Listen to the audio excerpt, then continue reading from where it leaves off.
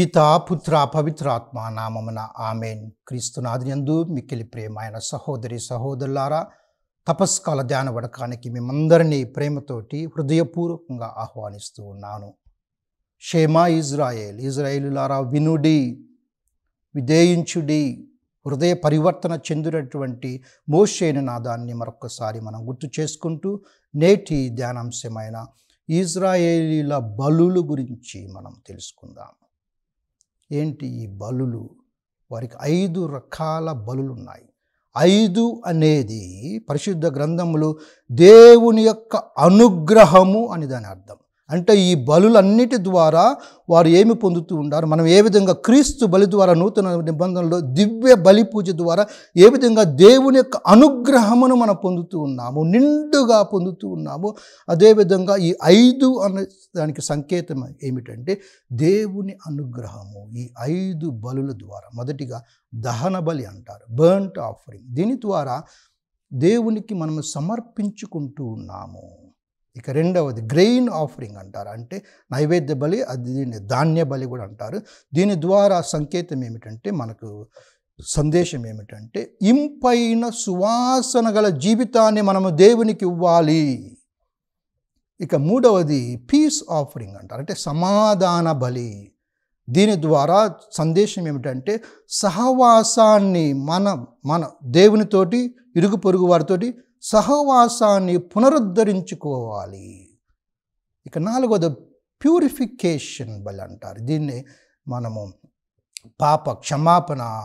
పాప పరిహారార్థ బలి అంటారు. అంటే మన పాపాలకి దేవుని యొక్క క్షమాపణ పొందేటటువంటి బలి అన్నమాట. మనము దాన్ని మన తిరుసభలో దివ్య సంస్కారం అనేటువంటి పాప సంకీర్తనటువంటి దివ్య సంస్కారంలో మనం చూస్తూ ఉన్నాము.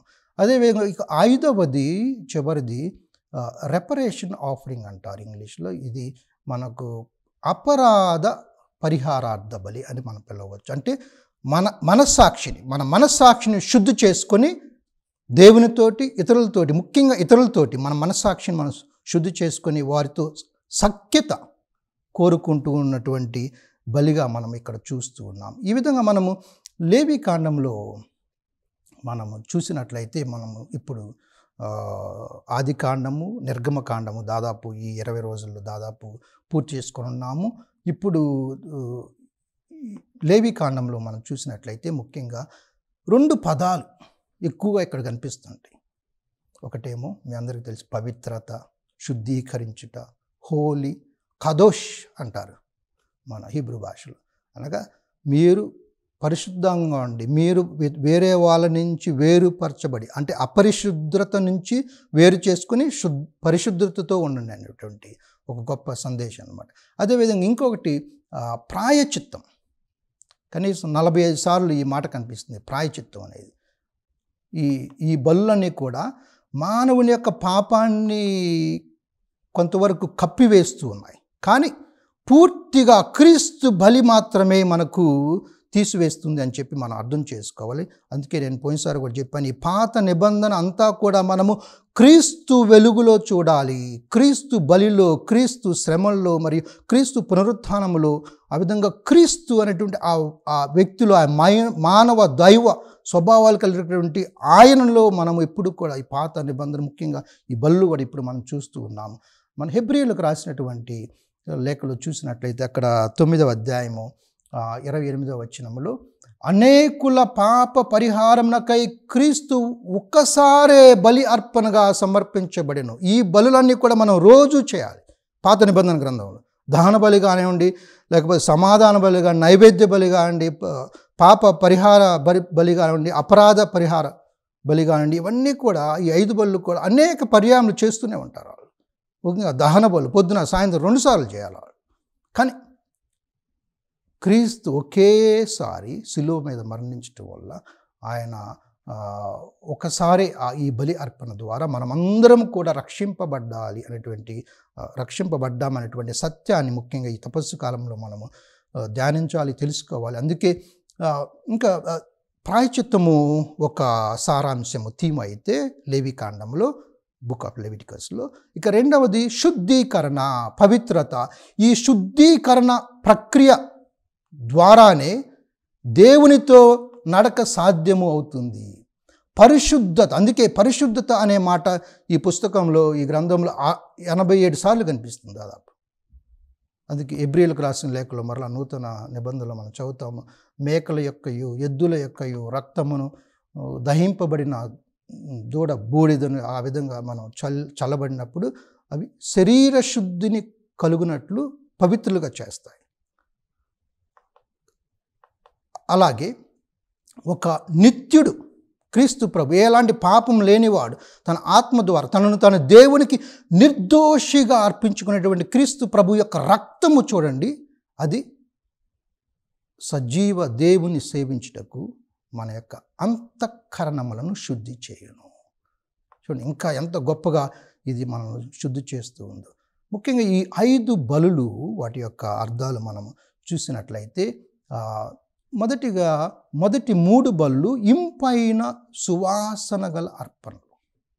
ఇంపైన సువాసన అనేది క్రీస్తు వ్యక్తిత్వాన్ని సృష్టిస్తుంది. ఏ విధంగా ఆయనకి దేవుడు, తన తండ్రి దేవుడికి ప్రీతి పాత్రముగా, ఆయన చిత్తానుసారము విధేయుడ ఎంత ఇంపైన సువాసన అనేటువంటి ఒక అర్పణగా దేవునికి తన తండ్రికి సమర్పించుకున్నాడో, ఈ అర్పణలు మొదటి 3 బళ్ళు కూడా ఇంపైన సువాసన సూచిస్తూ ఉన్నాయి.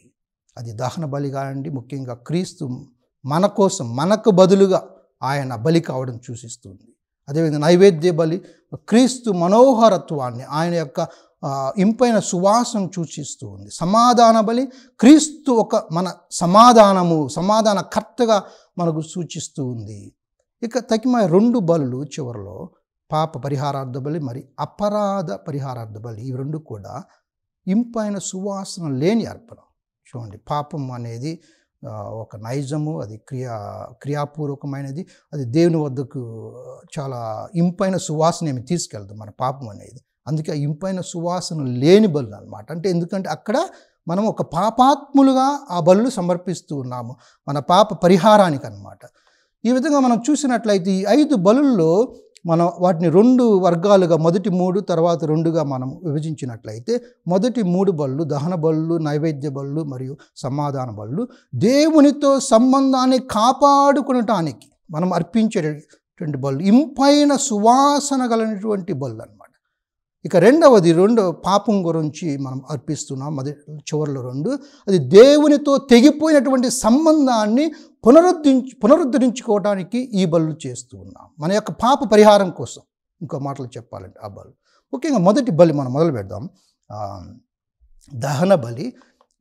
ఈ బలిని సమర్పించే అతను మందల నుండి ఎడ్లను, పొట్టేలను, మేకపోతులను అర్పించాలి. తర్వాత అవలక్షణం లేని దాన్ని, క్రీస్తు కూడా చూడండి అవలక్షణం లేనివాడు అనమాట. అలాంటి జంతువుని తీసుకొచ్చి అక్కడ ఆ పాపాలకు ప్రాయచిత్తంగా బలిగా సమర్పించడము.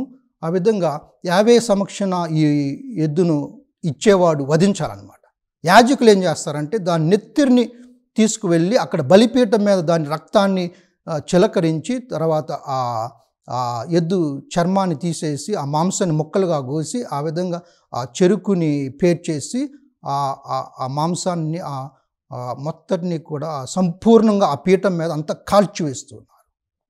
అందుకే దీన్ని దహన బలి అంటారు. అక్కడ సువాసన గలటువంటి ఈ బలి కూడా యావే సంతృప్తి చెందును, దేవునికి ప్రీతి పాత్రం అన్నమాట ఇలాంటి బలు. సో ప్రాచీన కాలం నుంచి మనిషికి తెలిసినటువంటి బలు ఇవే. ముఖ్యంగా ఆబేలు, నోవా, అబ్రహాము, వీరికి వేరే బలు తెలియదు, వాళ్ళకి దహన బలు మాత్రమే తెలుసు. ఎందుకంటే అప్పటికి ధర్మశాస్త్రము ఇంకా రాలేదు. మోషే ధర్మశాస్త్రము వచ్చిన తరువాత ఇదిగో పాపానికి ప్రాయచిత్తం ఏ విధంగా చెల్లించాలని చెప్పి ఆ విధంగా మనకు తెలుస్తుంది. కాబట్టి ఈ మొదటి బలి ద్వారా మనం తెలుసుకునేటువంటి దహన బలి ద్వారా పూర్తిగా ఏ విధంగా పూర్తిగా దహనం అవుతూ ఉన్నదో ఆ పీఠం మీద వారు ఇచ్చేటటువంటి ఎద్దులో కానీ మేకల, గొర్రెల యొక్క మాంసము, అదేవిధంగా మనం పూర్తిగా దేవునికి సమర్పించుకోవాలి. మనల్ని మనము పూర్తిగా సమర్పించుకున్నదే దేవుడు మనల్ని ప్రతిష్ఠించలేడు. ఎందుకంటే మనము సమర్పించుకోవటం మన వంతు, ప్రతిష్ఠించడం దేవుని యొక్క వంతు. మనల్ని ఎన్నుకొని మన యొక్క పరిచర్య ద్వారా అనేక విధాలుగా మనం చేసే ప్రయత్నాల ద్వారా దేవుడు మనల్ని ప్రతిష్ఠిస్తాడనేటువంటి ఒక గొప్ప సందేశం మొదటిగా దహన బలి ఇస్తుంది. ఇక రెండవది నైవేద్య బలి. ఇందులోనే మనం ధాన్య బలి చూస్తున్నాము. బలి సమర్పించే అతను గోధుమ పిండిని తీసుకొని వచ్చి దాన్ని ఒలీవ్ ఆయిల్ను పోస్తాడు. ఒలీవ్ నూనెను పోయటం, సాంబ్రాణిని ఉంచుతాడు. అప్పుడు ఆ పిండిని యాజకును, ముఖ్యంగా అహరోను మరి కుమారులు అనమాట, అప్పుడు వాళ్ళు ప్రధాన అర్చకులు అనమాట, వాళ్ళు మాత్రమే చేయాలి. వారికిచ్చి వారు ఇందులోంచి ఒక పిడికిడే తీసుకుంటారు, కొద్దిగా నూనె సాంబ్రాణి మొత్తం తీసుకుంటారు. ఆ విధంగా దీన్ని కూడా దహిస్తూ ఉన్నారు. ఈ విధంగా చేయటం, అదేవిధంగా వారు కేవలము ఈ పిండే కాదు, కొన్నిసార్లు దాన్ని రొట్టెగా కాల్స్తారు. పెనం మీద కాల్చి ఆ రొట్టెను కూడా బలిగా సమర్పిస్తూ ఉన్నారు. అందులో కూడా వాటిని ముక్కలుగా చేసి దాని మీద నూనె పోసి దహించటము. అదేవిధంగా ఆ ధాన్యాలు కూడా దాని ప్రథమ ఫలములుగా ఆ గోధుమలు పంటలు వచ్చే ఆ గోధుమలు కూడా వారు ఆ విధంగా దహించి వేస్తూ ఉన్నారు. ఈ విధంగా ఈ ధాన్యంలో కూడా ప్రథమ ఫలములు అర్పించడం చూడండి. అర్పించినప్పుడు ఆ పచ్చని వెన్నుల నుండి గట్టి ధాన్యాన్ని తీసుకొని వేయించి విసిరి ఆ విధంగా అర్పించటం. అందులో కూడా వీటన్నిటిలోని ఒలీవ్ నూనె మాత్రమే కాదు, వారు ఉప్పును కూడా చేర్చాలి. ఉప్పు అనేది దేవుని నిబంధనతో విధింపబడింది అన్నమాట. ప్రతి ధాన్య బలిలో ఈ ఉప్పు ఉంటుందన్నమాట. అంటే ఒలీవ్ నూనె, అక్కడ సాంబ్రాణిని, వాటితో పాటు ఆ యాజకుడు ఉప్పును చేర్చి ఆ విధంగా దేవుని ముందట అర్పించటము, దహించడం అనేది కూడా ఇది ప్రభువునకు దహన బలిగా సమర్పించబడుతుంది. ఇది కూడా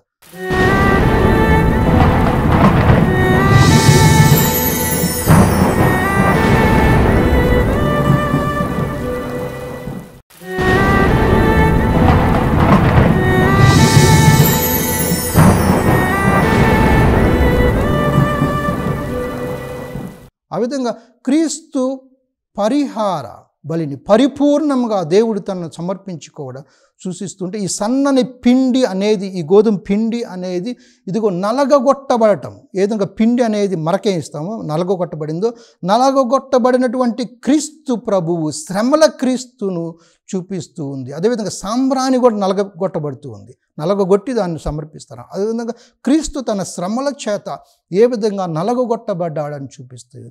మరియు దాని మీద ఒలీవు నూనెను పోయడం. నూనె అనేది పరిశుద్ధాత్మ కార్యమును ఇక్కడ మనకు తెలియచేస్తూ ఉంది. పరిశుద్ధాత్మ ద్వారా క్రీస్తు జన్మించాడు. పవిత్రాత్మ ఇదిగో నీపై వేయించిన సర్వోన్నత శక్తిని ఆవరించిన, అంచేత ఈ పవిత్ర శిశువు దేవుని కుమారుడు అని పిలువబడిన లూకాసు సువార్తలు చదువుతా. పవిత్రాత్మ ద్వారా యేసు ప్రభు జ్ఞానస్థానం పొందాడు. బప్తిస్మ యోహాను చూడండి ఆ విధంగా. తర్వాత ఆకాశం నుంచి పావురం రూపంలో దిగి రావటం బప్తిస్మ సమయంలో. పవిత్రాత్మ ద్వారానే క్రీస్తు ప్రభు నడిపించబడ్డాడు. ఆయన పవిత్రాత్మ చేత తీసుకొని పోబడ్డాడు ఎడారికి అని చెప్పి సైతాను శోధనల ముందర మనం చూస్తూ ఉన్నాము. ఆ విధంగా ఈ నూనె అనేది పవిత్రాత్మకు, క్రీస్తు ప్రభు జీవితంలో కూడా పవిత్రాత్మకు సూచన అనమాట. ఇక సాంబ్రాణి ఏ విధంగా నలగొట్టబడిందో, మరియు ఇంపైన సువాసన సాంబ్రాణి ద్వారా. అందుకే యోహాను సువార్తలో చదువుతాము 8వ అధ్యాయంలో, అక్కడ నన్ను పంపినవాడు నాతో ఉన్నాడు, నేను ఎప్పుడునూ ఆయనకు ప్రీతికరమగు పనులనే చేయుచున్నాను. చూడండి, మన జీవితాలు కూడా ఈ దివ్య పూజా బలిలో పాల్గొనటము, ప్రార్థనలో పాల్గొనటము, జపమాల ప్రార్థించడము, దేవునికి భక్తి విధంగా ఆయన ఆజ్ఞలు పాటించటము, ఇవన్నీ కూడా దేవునికి ప్రీతికరమగు జీవితం అన్నమాట. అంటే ఆ సాంబ్రాణి వల్లే, సాంబ్రాణి ఏ విధంగా ఈ బలి అర్పిస్తూ ఉన్నారో, దహనం చేసినప్పుడు ఏ విధంగా ఇంపైన సువాసన వస్తుందో, మన జీవితాలు కూడా అలాంటి ఇంపైన సువాసన కలిగినటువంటి జీవితము. మరియు ఇక్కడ మరొక మాట మనం చూస్తే, ఆ పులిసినది, ఆ పిండి అనేది పులిసినది అయి ఉండకూడదు వారు అర్పించేటటువంటి ఆ నైవేద్యం. ఎందుకంటే పులిసినది అనేది చెడుకు గుర్తు, ఉప్పు అనేది ఆ పులుపుకు వ్యతిరేకం అన్నమాట. చూడండి, అంటే ఉప్పు చెడిపోకుండా నిలువ ఉంచుతుంది, పులుపేమో చెడిపోయేటట్టు చేస్తుంది, చెడుకు గుర్తు అనమాట. ఈ విధంగా ఈ నిబంధనలో కూడా వాళ్ళు నిబంధన చేసుకున్నప్పుడు, యావే దేవుడు అబ్రాహాంతో కానివ్వండి, వేరే ఇతర యెహోషువతో కానివ్వండి, అందులో ఉప్పు నిబంధనలు అంటాం కొన్ని. ఆ ఉప్పు అనేది నమ్మకత్వానికి గుర్తు అనమాట. ఏ విధంగా దేవుడు నమ్మకత్వంగా ఉన్నాడు, అది కూడా మనము కూడా ఉప్పు వేసినప్పుడు మన బల్లో ఆ విధంగా నేను కూడా దేవునికి నమ్మకత్వముగా జీవిస్తాను అనేటువంటి ఒక మాట ఇవ్వటం కూడా దేవుని యొక్క నమ్మకత్వాన్ని కూడా మనకి ఇక్కడ సూచిస్తూ ఉంది. ఆ విధంగా ఈ రెండవ నైవేద్య బలి ద్వారా మనం ఏ విధంగా ఇంపైన సువాసన కలిగినటువంటి జీవితాలను జీవించి దేవునికి సమర్పణ బలిగా ఇవ్వాలి అని మనకు తెలియజేస్తూ ఉంది. ఇక మూడవది సమాధాన బళ్ళు. ఇక్కడ మనం లేవికాండంలో చదువుతాము 3వ అధ్యాయంలోని ఈ బళ్ళని కూడా లేవికాండం మొదటి 1, 2, 3, 4 అధ్యాయాలు ఉంటాయి. ఎవడైనా ఈ బలిని సమర్పించాలి, సమాధాన బలిని, ఆవుని కానీ ఎద్దును కానీ గొర్రెను కానీ మేకను కానీ సమర్పించాలి. అది సలక్షలమై ఉండాలి, అంటే ఎలాంటి దోషం లేకుండా ఉండాలి. మరియు ఆ బలి పశువు తల మీద చేతులు పెట్టి సమావేశ గుడారము అక్కడ సమావేశ గుడారంలో అక్కడ బలిపీఠం దగ్గర దాని నెత్తురు చిందించి ఆ జంతువు యొక్క రక్తాన్ని ప్రభువునికి ఆ విధంగా దహన బలిగా సమర్పిస్తూ ఉన్నారు అహరోను కుమారులు. ఎందుకంటే వారే ప్రధాన యాజకులు అన్నమాట. సో వారు అన్ని భాగాలు కూడా మొత్తాన్ని అక్కడ దహనం చేస్తారనమాట. అది ఈ విధంగా ఈ బలి దేవునితో విశ్వాసుల యొక్క సహవాసాన్ని, శాంతిని సూచిస్తూ ఉంది. ఏ విధంగా క్రీస్తు ప్రభు దేవునికి మానవునికి మధ్య ఒక సమాధానకర్తగా మనం చూస్తూ ఉన్నామో, కొలస్సీలకు రాసిన లేఖలో పౌలు గారు అంటారు, ఇదిగో తన కుమారుని ద్వారా సమస్త ప్రపంచానికి సమాధానమును పంచుతూ ఉన్నాడు. సమస్త వస్తువులకు ఆయన కుమారుని శిలువ మరణం ద్వారా సమాధానము పంచెను అని అక్కడ వింటూ ఉన్నాము. ఆ విధంగా ఇది విశ్వాసులందరి యొక్క ఐక్యత కూడా, వారిలో వారు కూడా ఏ విధంగా సమాధానంగా శాంతితోటి ఎలాంటి పగలు, ద్వేషాలు, కొట్లాట్లు, విభేదాలు లేకుండా సమాధానంతో జీవించాలి అనేటువంటి ఈ సమాధాన బలి ఆ విధంగా దేవునితో సహవాసానికి, ఇతరులతో సహవాసానికి, సమాధానానికి సంకేతంగా మనం చూస్తూ ఉన్నాము. అందుకే యూదులు, అన్యులు మీరందరినీ ఏకం చేయటానికి క్రీస్తు ఒక సమాధాన బలి సమర్పించారని చదువుతాం మనము కొత్త నిబంధన గ్రంథం. వారి మధ్య ఉన్నటువంటి గోడను ఆయన ఒక సమాధానకర్తగా తన శరీరంతో శిలువ మరణం ద్వారా ధ్వంసం చేస్తూ ఉన్నాడు. ఆ విధంగా క్రీస్తు ప్రభు తను అన్యులను, ముఖ్యంగా యూదులను అందరికీ కూడా ఒక సమాధానమును గూర్చినటువంటి సువార్తను బోధించడం అక్కడ చూస్తూ ఉన్నాము. అదేవిధంగా ఇక్కడ కేవలం శారీరకమైనటువంటి పోషణే కాదు, ఇది దేవునితో సహవాసము కూడా. ఇది అందుకే దీన్ని సహవాస బలి అని కూడా, సమాధాన బలి కాదు సహవాస బలి అని కూడా పిలవటము అనేది మనము అర్థం చేసుకోవాలి. అందుకే ఇది దివ్య పూజా బలిలో కూడా మనం చూస్తూ ఉన్నాం. ఏ విధంగా క్రీస్తు ప్రభు పాత్రను అందుకోవడం, రొట్టెను అందుకోవడం, ఇదిగో నా శరీరం, ఇదిగో నా రక్తం అని చెప్పటము. ఆ విధంగా అది బలి అన్నమాట, దివ్య బలి పూజ. అక్కడ కూడా ఒక కేవలం కృతజ్ఞతా బలే కాదు, అది కూడా ఒక సమాధాన బలి. అందుకే మనం పీస్ బీ విత్ యు అని చెప్పి పూజలో కూడా మనం ఆ సమాధానాన్ని పంచుకుంటూ ఉన్నాం.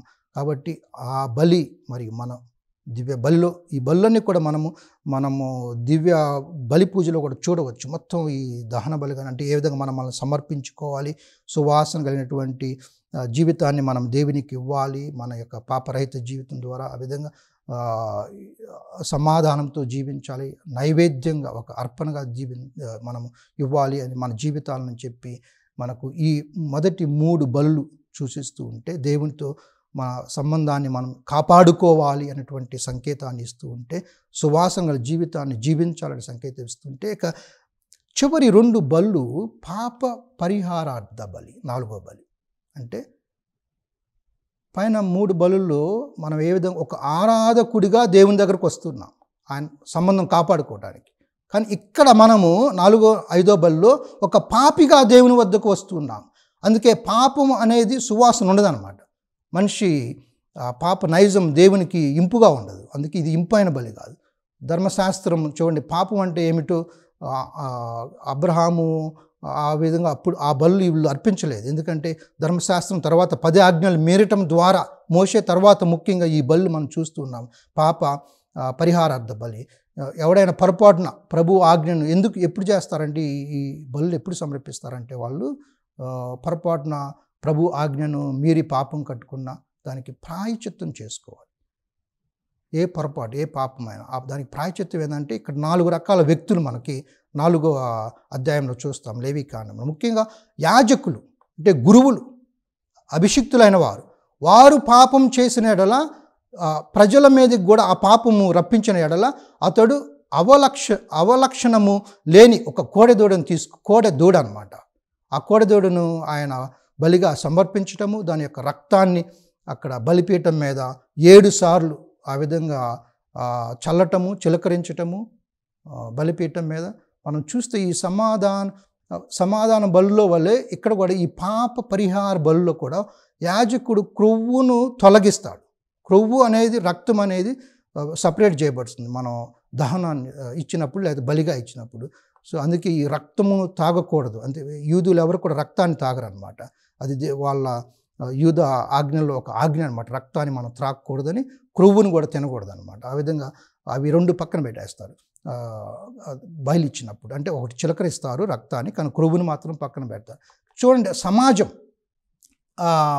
సమాజం అంతా తప్పు చేసినప్పుడు, పాపం చేసినప్పుడు వారందరికీ నాయకులుగా, సమాజ నాయకులు కొంతమంది వచ్చి బలి జంతువు తల మీద చేతులు జాసి దాన్ని వధిస్తారనమాట.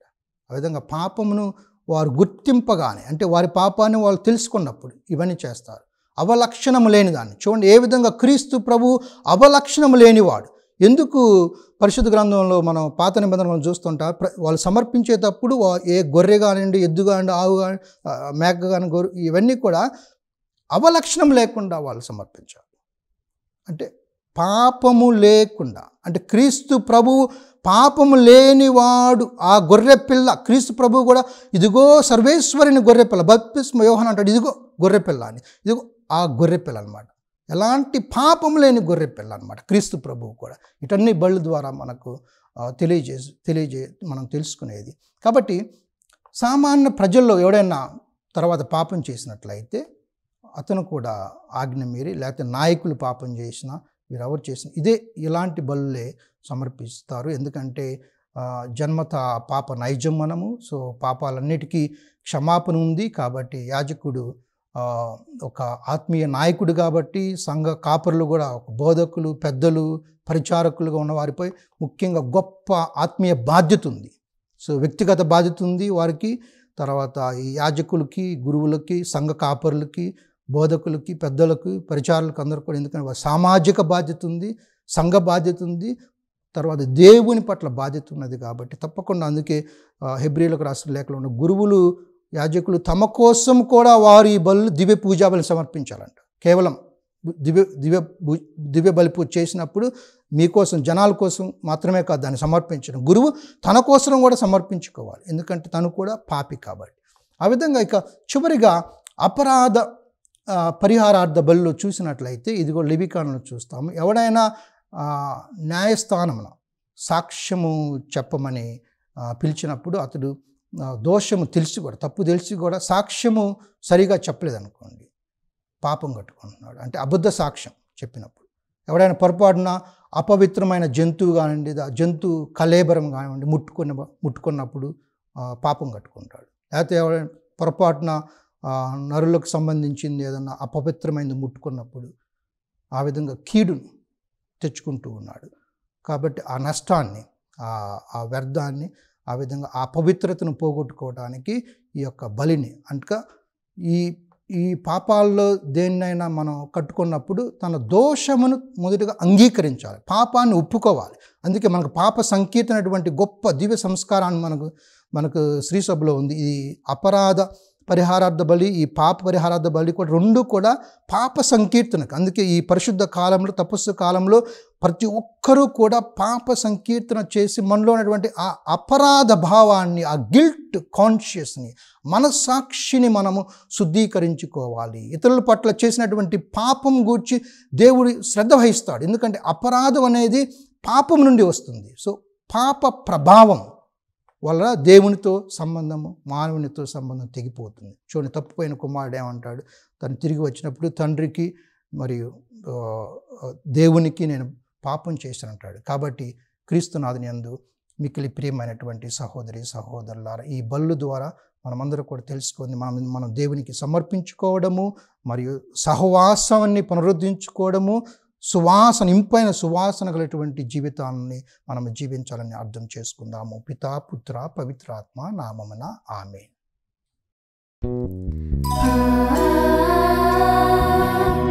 Ah